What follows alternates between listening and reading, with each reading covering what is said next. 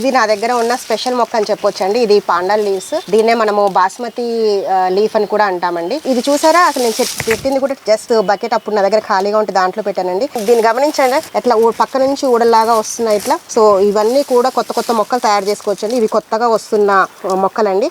ఇప్పుడు దీన్ని కనుక నేను తీసి మళ్ళీ వేరే చోట మనం రీపోర్ట్ చేసుకుంటే మళ్ళీ ఇంత పెద్ద మొక్క అవుతుందండి. ఒక్క మొక్క నుంచి మనకి నెంబర్ ఆఫ్ బ్రాంచెస్ అనేవి వస్తాయండి.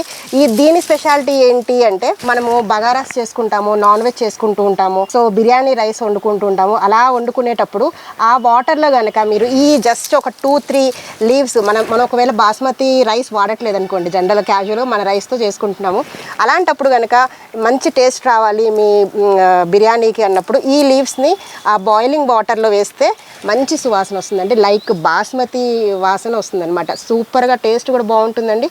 అందరూ నాన్ వెజ్ ఇష్టపడే వాళ్ళు ఇలాంటి మొక్కల్ని పెంచుకుంటే బాగుంటుంది.